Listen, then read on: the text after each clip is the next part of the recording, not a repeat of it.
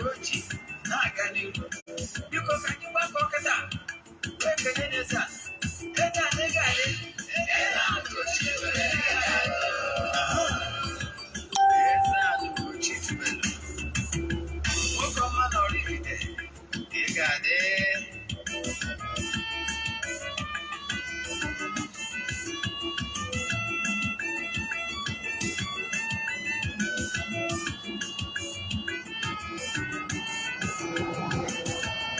Odinana bụ eziokwu.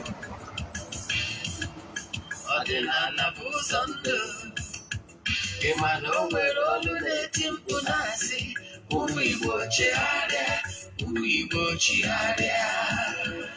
Kwa mbọsị ọ na-eti. N'ụtụtụ n'abalị ọ nọ na nkụzi. Eze-Ana, Eze-Ana Ugochi Tubelu, onye ọma na Oraifite, onye mgbasa ozi, ozi ọma ọdịnala gaba n'ihu.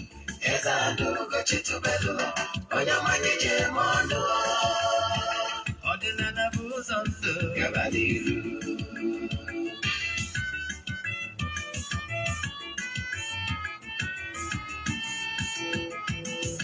Eze-Ana Ugochi Tubelu, onye ọma na Oraifite, onye mgbasa ozi, ozi ọma ọdịnala gaba n'ihu.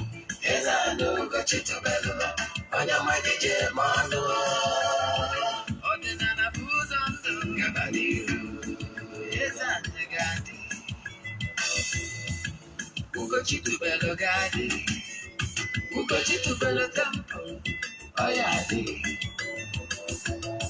Maka na eziokwu anwa chacha ndị okenye dị anyị front and back ndị ochie dị anyị front and back faja si kara aka ghọrọ ụmụ Igbo si anyị rabụ nke anyị na nke faka mma bụrụ Baịbụl bịa akwụkwọ akụkọ mepekwa chọọchị fa okpolo ụka bịakwa. Mana Ugochi Tubelu ekweghị ekwe. Eze-Ana si na ọma mme. Ọdịnala ọmawụ chacha. Oge ọbụla ọ na-eti ọ nọ na nkụzi. Chukwu ọrịa ma gbaa gị ume. Ọdịnala ya dị. Ụtụtụ ọma na ụmụ ọdịnala Igbo, anyị abịakwanụ n'oge awa nke eziokwu nke ọ bụ mụ nwa bụ Ogbuefi Eze-Ana Ugochi Tubelu na-anọ n'isi ya. Abụ m onye isi nchụaja na Ugochi Tubelu Ọdịnala Temple nke dị na Oraifite na Anambra steeti. Anyị na-agba afa miri emi lụkwazi ọrụ mmụọ dị iche iche. Abụkwazi m onye isi nchụaja na ọdịnala Restoration Prayer Ministry, bụrụkwazi onye mgbasa ozi ọdịnala Igbo. My mission is to help people live better life. N'oge awa nke eziokwu nke ụbọchị taa, isiokwu anyị ji bịa bụ the place of women in Odinana Igbo spirituality, and why a woman cannot be in charge of altar spirituality, that is spiritual head. Yes. Ụfọdụ na-asị na Odinana Igbo na-suppress women, mana ndị na-ekwu ihe abụ ndị some activists, but one ahụ feminist. Yes, ịmana ọ na-abụ chief bụ anụ ọzọ kwa eziokwu.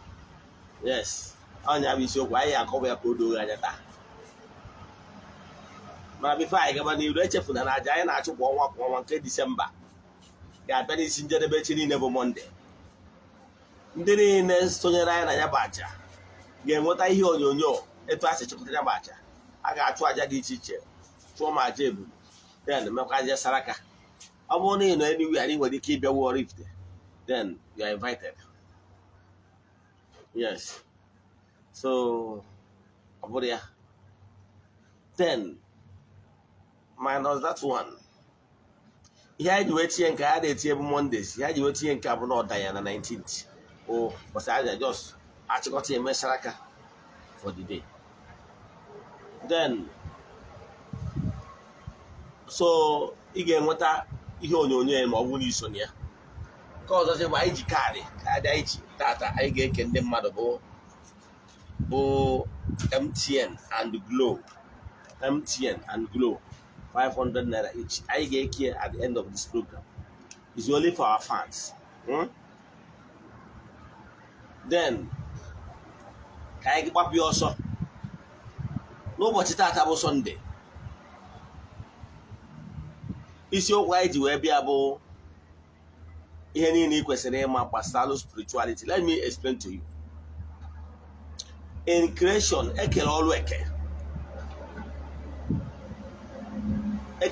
even now matter. Yes, normal flora. And once you those normal flora, for any reason, misplace then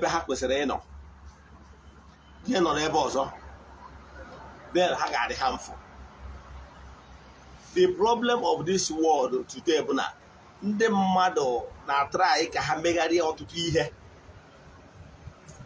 because na ya bụ ụfọdụ ihe suturu ha, then because na ha nwere ahịa kpọrọ artificial intelligence, therefore ha echezie na Chukwu okike amara ihe, ha achọzie ka ha megharịa ụfọdụ ihe adọrọ natural maka na asị na arụ gba arụ ọ bụrụ omenala, achọzie ka ha mee introduce some certain things that is not normal.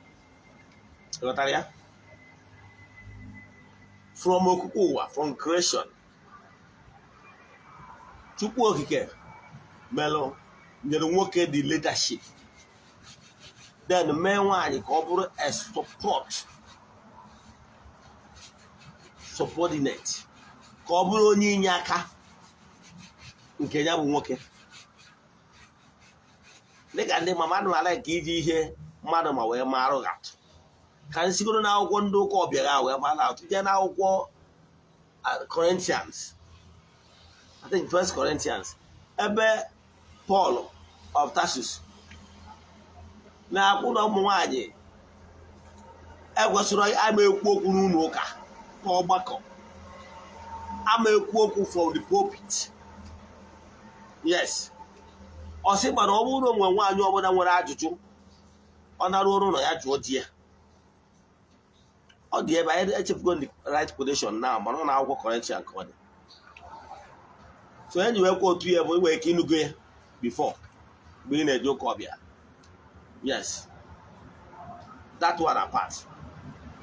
Ihe m na-achọ ịkọwalụ gị bụ Chukwu okike in creation bụ ụzọ kee nwoke. Ka m nwegoro allegorical story ma akwụkwọ Genesis 4. Mesịa wee si na nwoke n'idiri onye enyemaka wee kerie Eve. So a woman is a support. Yes, Odinana Igbo appreciate the women n'ụzọ dị elu. We are the head. Yes, but the women are the neck. Without the neck, the head remain moveless. You understand? Yes, a woman is a support to a man. To our original plan.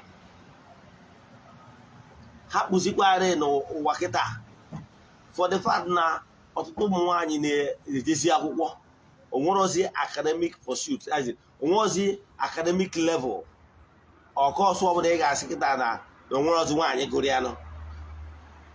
Yes, academics nyere gị is knowledge. Those degrees in what I said, professorship and rest of them, all those things are academic rewards. But that is not the wisdom, the natural wisdom. Chukwu okike nyere mmadụ maka ọdịmma nke mmadụ. Now, what am I saying? Odinana Igbo appreciate the role of a woman. Let me give you an example. Ọ bụrụ na nwaanyị, anyị ma na nwaanyị na-ata ahụhụ, nwaanyị nwere nnukwu role ọ na-play bido na conception, amụọ nwa, azụọ nwa. Anyị ma na nwaanyị nwere nnukwu role o play. yes our nwoke bụ the head of the family mana ka m were by custom wee mara ya atọ ọ dịkwa etu ala ọdịnala Igbo na villages dị iche iche mana ọ bụ na ọ dị ihe nwutere ọtụ ndị mmadụ amarụ dị ka esi eme nke bụ eziokwu bụ na be anyị ka m were obodo anyị bụ Oraifite wee maatụ ị nwere ike consider yourself as na ịnụrụ nwaanyị ma ọ bụrụ na ijere jee n'ọrụ nwaanyị naizi nwaanyị mụrụ nwa ihe anyị na-akpọ ya na be anyị wee napụ ya azịza. You must give her money and a na-ede list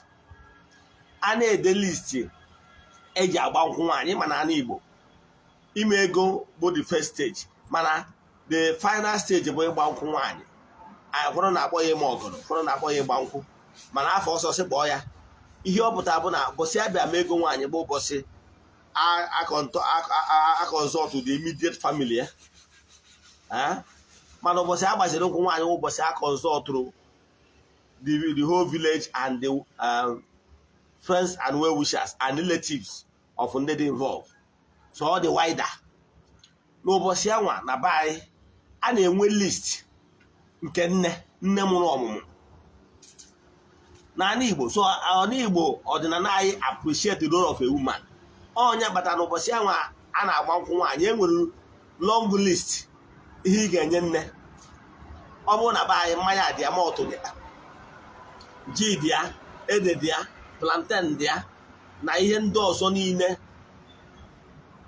o nwere ebe ị ga-enyekwụzi ya pisi akwa dịkwa ya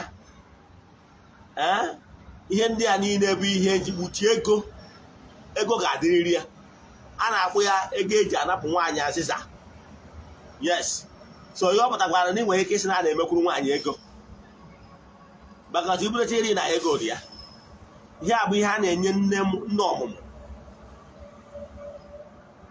ibi na anyị nwa bụ nna enwere ihe a na-enwere such long list ihe a ga-eme na a ga-eme ego mana that long list is not for you ọ nwaanyị ka enye gị so ọdịnala Igbo nyere nwaanyị ọkwa dị elu maka na anyị ma the role ha na-play na ịmụ nwa na ịzụ nwa so onye ọbụla na-asị gị na ọdịnala Igbo akwanyere ụmụ nwaanyị ugwu onye ahụ aghọtara how things work n'ọdịnala.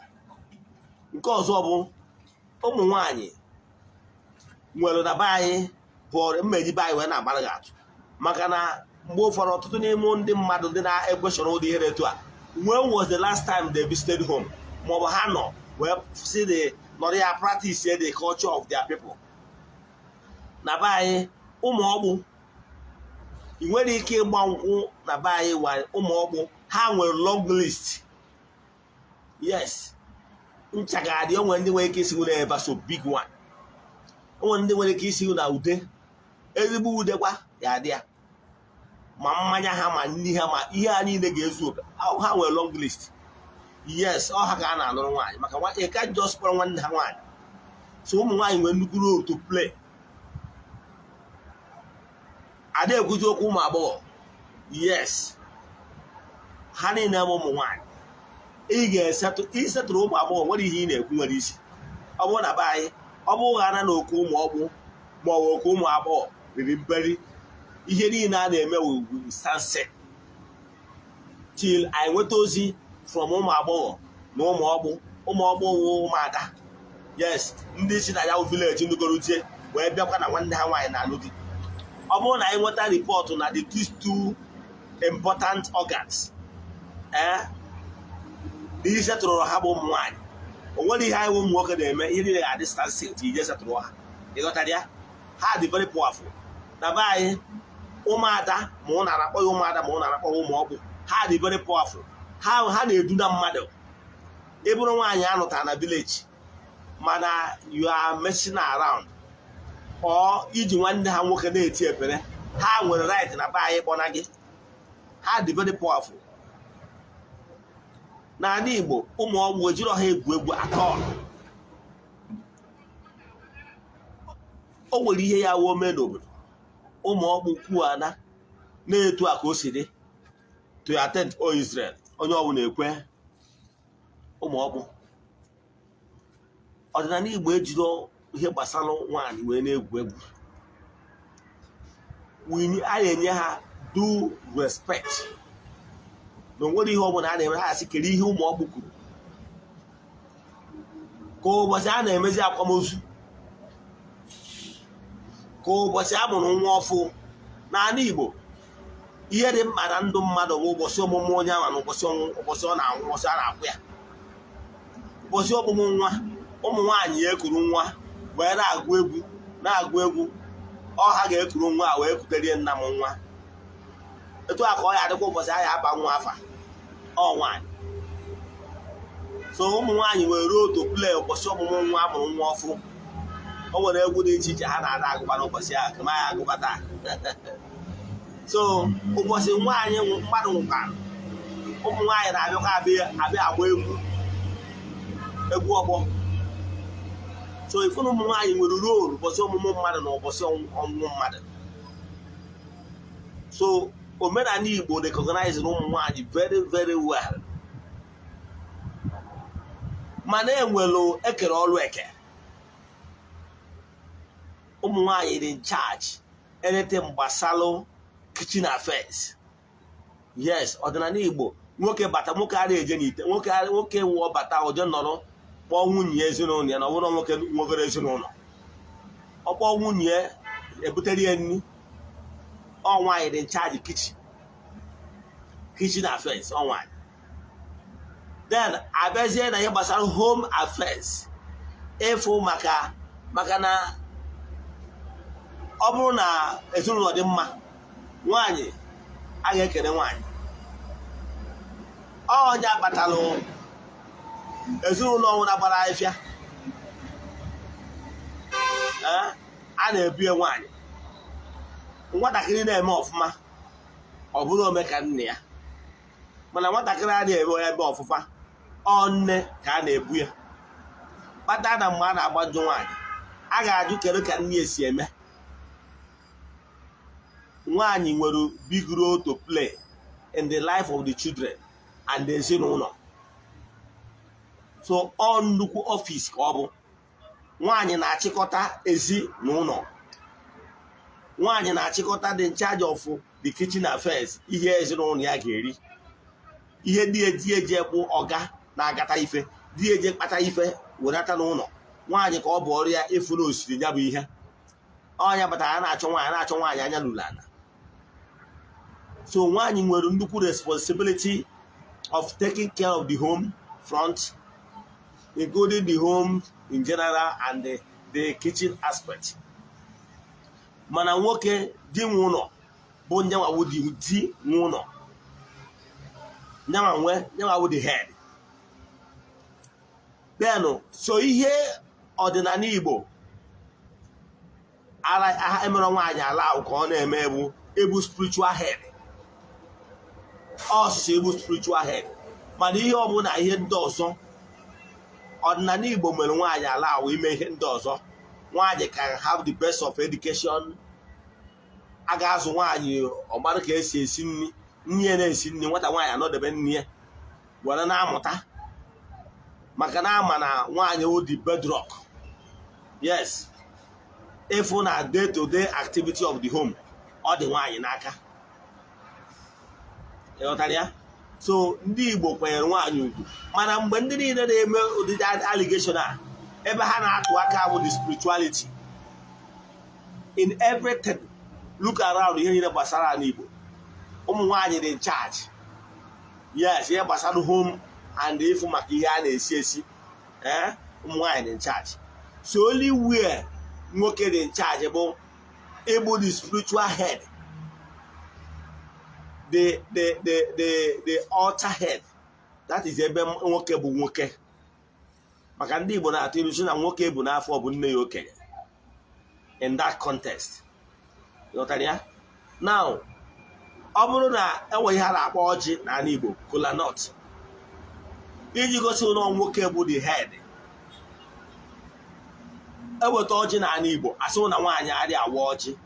Ihe eji gwa na nwaanyị adịghị awa ọjị bụ na ọjị bụ fruit ọ na-agba ejide n'aka kwa ụkwara ndị mmụọ egebe ntị.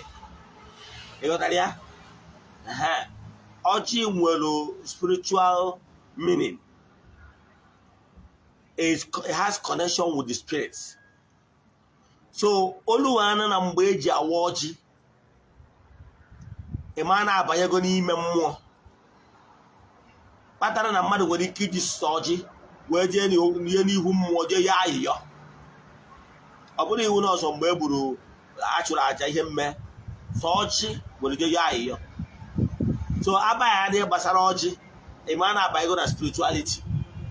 So ọ bụrụ na nwoke maọbụ nwaanyị na-anọ miss maọbụ ụmụ nwoke zuru, nwaanyị ama apụta bịawara ụmụ nwoke ọjị maka na ọ bụ ịwa ọjị ihe ọ pụtara n'ọnya ga-agọ dị ọjị. Therefore o lead gị ọ bụrụgo the leader of that spiritual angle. Yes, nwaanyị adịghị abụ spiritual head. Mgbe enuwe adọsa till now na Odinana Igbo, kama a gwara nga ebe the problems bido, ụmụ nwaanyị bidozi gụba akwụkwọ. Agwara gị na onwerozi any profession a sị na nwaanyị agụrụzi now. Ị chọrọ onwere ka profession ya akpọzi na mmụọ, even astrologist nwaanyị nọ n'ime ya. Onwerozi position ya course ya asị na nwaanyị adị agụ. Yes, that one is academic pursuit. Now you nwere ike achieve greatness, but it has nothing to do with spirituality. It's only in the spiritual angle ka nwaanyị ka Odinana Igbo sịrị na-enwere ebe nwaanyị na-akwụsị. So nwaanyị ama aga ọjị n'ebe nwoke dị ya. Ịghọtara ya? Nwaanyị ama elidi n'ihu ọta ma ọ bụ na-elidi dị ịkpọkụ invocation of the spirits n'ebe nwoke nọ. Is not done anywhere, even from the ancient time. Even the Bible, okay, I will go Bible in the mouth. Onwebere ebe ọbụla nwaanyị lidiri n'ihu ọta. Yes, nwaanyị enwere ike ilidi anywhere in the Bible. Ebe dị nwaanyị nwere ike na-anụ maka Queen Esther. Nwaanyị nwere ike ewu political leader of his people. Mana ọmawu spiritual leader. You got that? It has nothing to do with ịgba nwaanyị ọ bụrụ ya. Kama na-ekele ọlụ eke. Mmụọ mụ na ịwụ mmadụ ghọtalụ na-ekele ọlụ eke. Olu nke ndị na-eme karịa akpọkuo ha. Abịa n'isi nri ụmụ nwoke na nwaanyị adị ama aka. Abịa n'inwe ndidi eji achịkọta ezinụlọ zụọ ụmụazị adị ama aka ọlụ nwaanyị ka ọ bụ. But for crying out loud, this spiritual aspect is not ọbụrụ ọlụ nwaanyị ka ọ bụ. Bido from the ancient time. Have you asked yourself, okay, ka were ihe mama arrogant? Jesus ndị ụka ọbịa, despite being so close to Mary and Martha, and the other ones, onwere nwaanyị ọbụla ọ nominated as among the 12 apostles. Okay, let me enlarge it. Onwere nwaanyị ọbụla ọ nominated even among the 72 disciples. Onwere. Na ancient time, bido na era of Abraham to Moses and rest of them, onwere go ebe Chukwu okike sịrị nwaanyị ka ọ bụrụ onye isi nchụaja. Nwaanyị cannot be the leader of any altar. Cannot be the leader of any spirituality as the head. She can be the subordinate. She can be the supporter, but she cannot be the head, the spiritual head.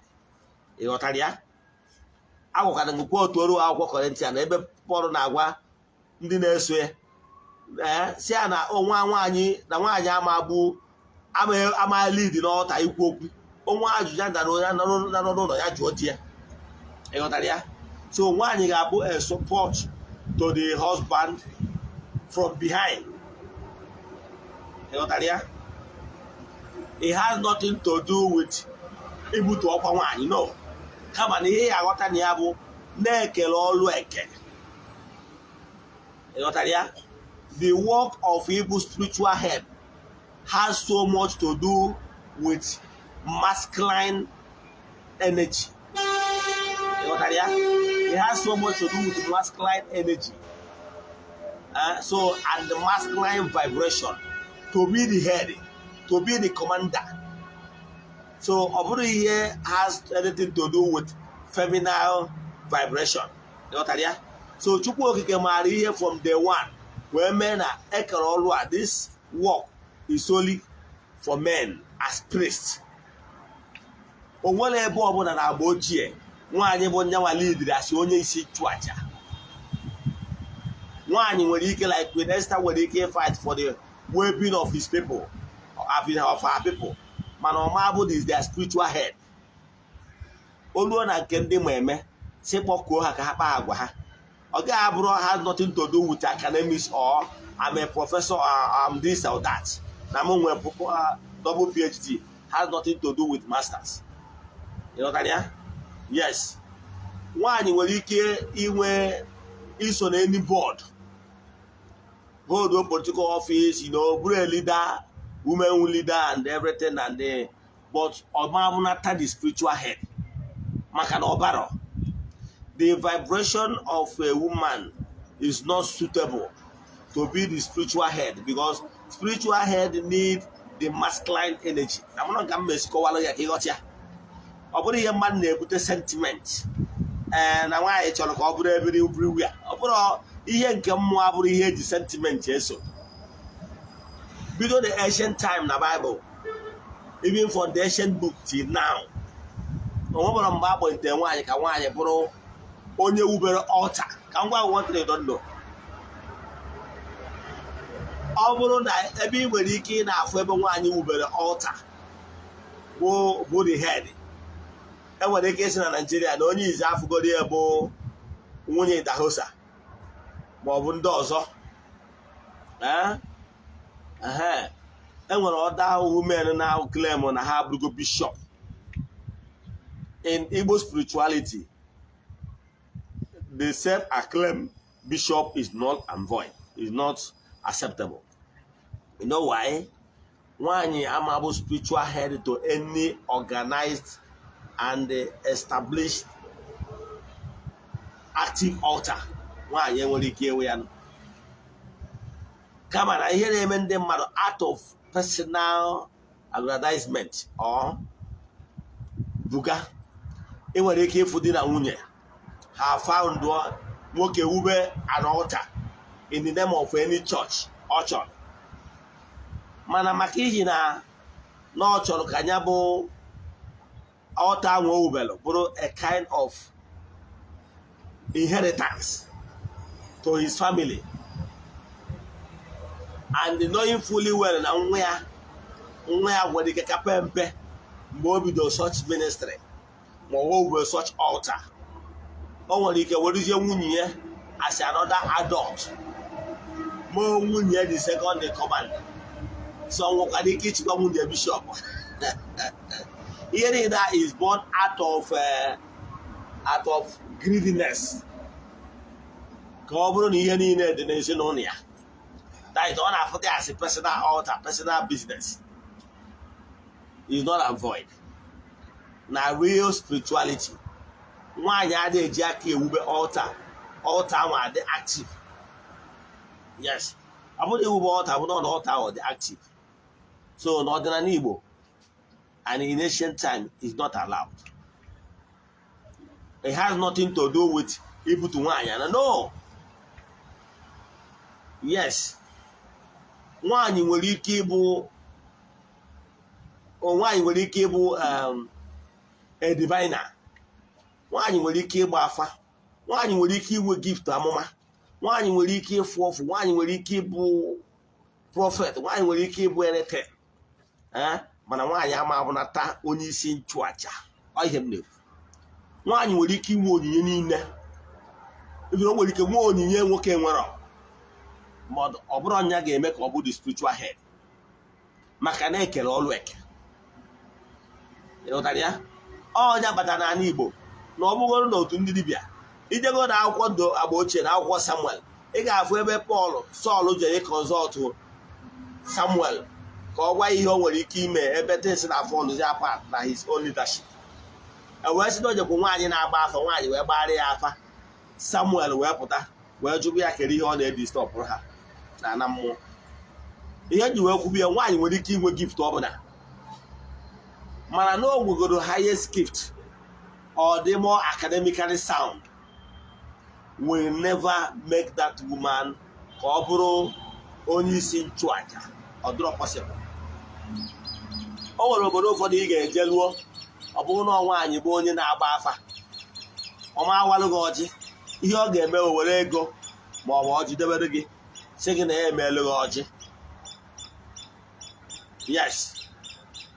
However, ọ bụrụ na nwaanyị nọ na personal devotion ya, nwaanyị na onwe ya sụsụ ya, ya bụ nwa, no matter how great the woman is, ọ bụrụ na ọ nọrọ na personal devotion, o nweghị ụdị iche na personal devotion na mmadụ ili dị ọha.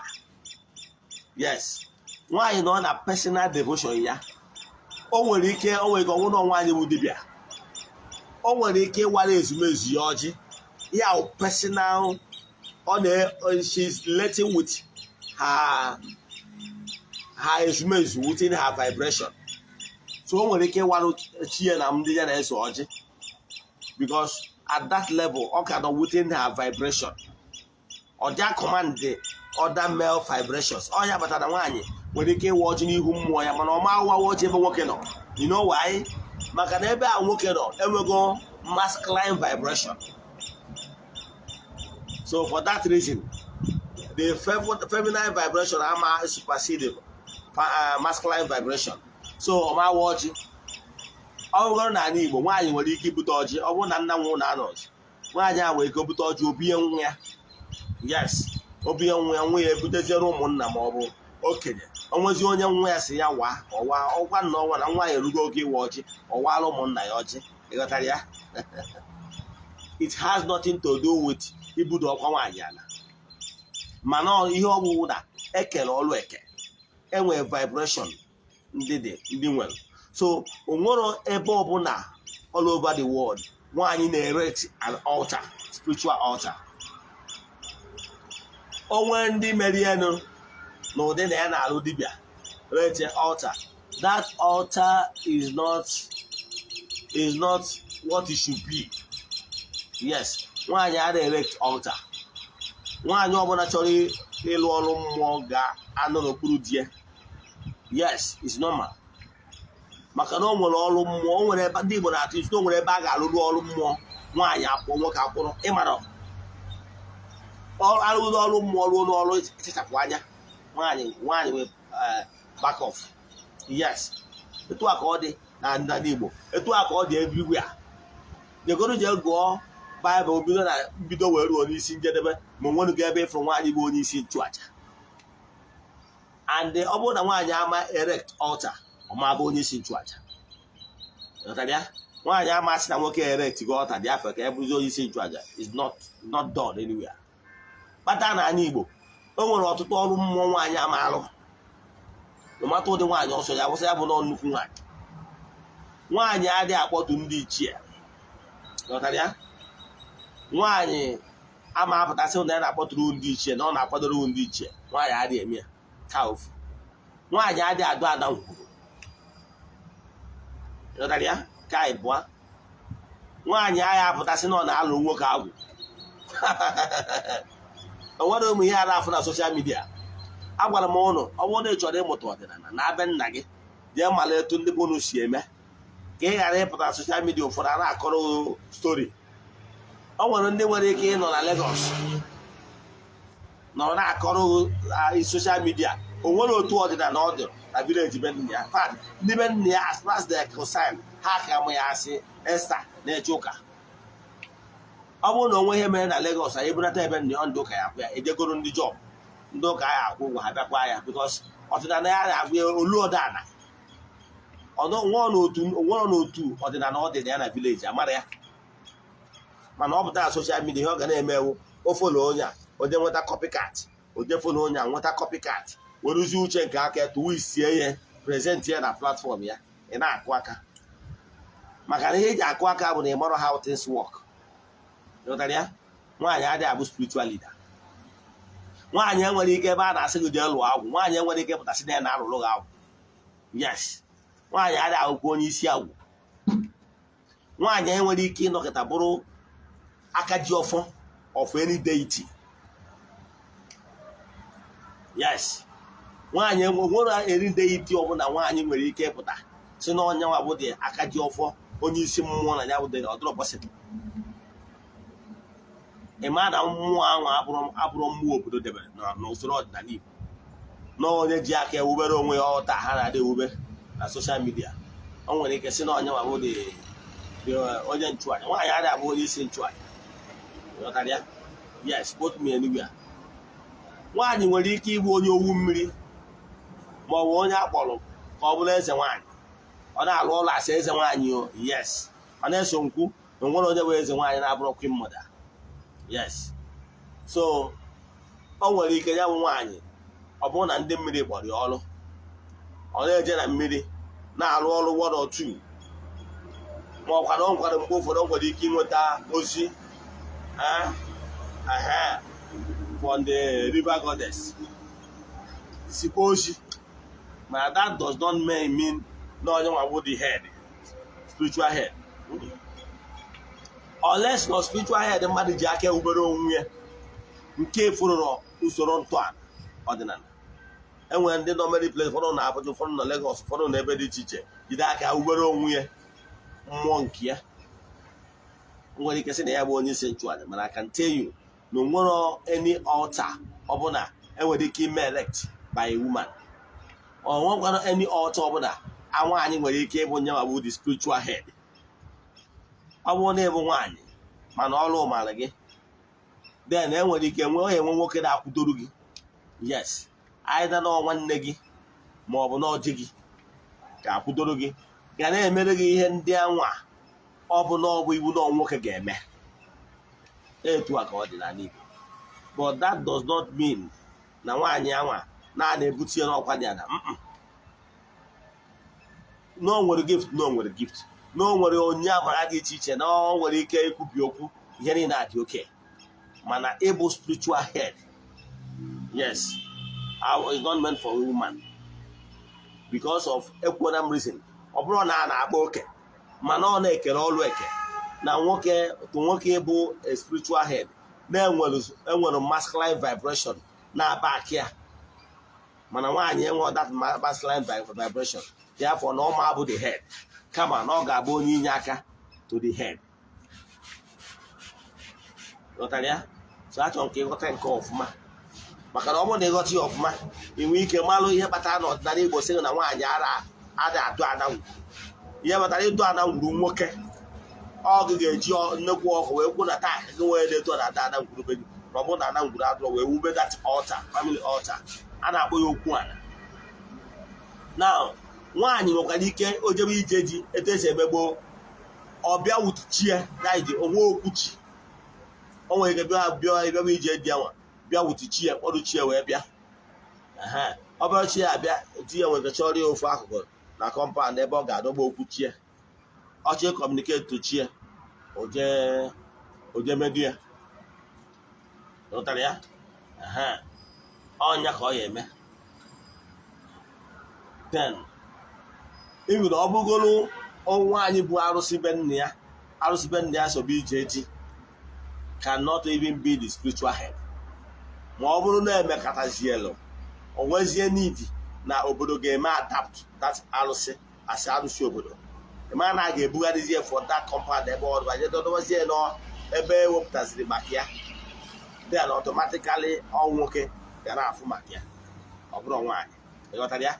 Ka anyị ghara na-eji out of ignorant ma ọ ji because of na agụụ dị, nwaanyị ga-adịzi ịma ebe staff uru debe, ezorụzie na ị ga-alụ ọrụ nwoke lụọ ọrụ nwaanyị. Then ndị ga-agwa ya ụdị okwu a bụ ndị amara ihe gbasara ọdịnala ma ọ bụ ndị ka batara ọfụ. Ịzọrụ na ị ga-alụ n'ihe eme ihe gbasara agwụ, ịzọrụ na ị ga-eme ihe gbasara ndị ichie, zọrụ nta, zọrọ ime, zọrọ ihe nwaanyị adị alụ. Enwere ọrụ nwaanyị adị alụ n'ọdịnala Igbo maka ndụ gị. Ọ bụrụ na esi ka ije zọrọ ụmụ ihe niile anwa, ọ na-egbukwa mmadụ. Yes, because now your vibration is not meant for that. So ka nkwụsị ebe a mana ejina maka ụtọ ego ma ọ bụ ga ka iwe gosi ka ndị nwụọ wee zọrọ ihe ga-ebutere gị ọrụ akwụ and ihe nsogbu dị iche iche ka anyị kpọọ kaadị anyị ji maka ya wee bịa dịka nsikwu na ihe nụrụ those things does not mean na agbakọtoro gị azụ ma ọ dị ike ga-abụrụ mba kama na to maintain natural principle of vibrations na ekele ọrụ eke nwa ọrụ nwoke nwa ọrụ nwaanyị ịghọtara ya ka mkpọ kaadị anyị ji bịa mma akpọ ya 2 times each anyị ji MTN and the Glo na mgbe ụlọkpọ Glo 500 anyị ji akpọ m 32 23 36 13 98 75 387. Let me call for the last time. 32 23 36 13 98 75 387. Let me call MTN 500 61. Sorry, let me start afresh. MTN 66 57 24 49 90. Let me call for the last time. MTN 500 66 57 24 49 90. N'aha Chukwu Okike nke pụrụ ime ihe niile onye ike niile si n'aka ya bịa ekwubie m okwu gwọọ ọfọ n'isi ndị niile na-esonyere anyị all over the globe. Anyị kwuru na distance ama abụ ebara ya ekwuo m okwu wee kwuasịa any negative pronouncements upon their lives with negative intentions to obtain whatever that belongs to them. Okay, we may hand in nka mmadụ n'aha Chukwu Okike nke pụrụ ime ihe niile ekwuasịa m okwu dị etu a na-superimpose with positivity na-asị ka ihe ọbụla bụ okwu ọjọọ ya kwuru wee megide my friends of the temples and our fans all over the world. Let those negative thoughts and negative pronouncements be cancelled. N'aha Chukwu Okike nke pụrụ ime ihe niile onye ike niile si n'aka ya bịa. Ise ịnerecha vidiyo a tụsara ya ndị ọzọ n'aha Chukwu Okike nke pụrụ ime ihe niile udo obido ya gazienụ. Ọ ga-adịkwa ụdị oge a ụbọchị Mọnde 9 AM anyị ga-abịakwa n'oge awa nke eziokwu. Daalụnụ.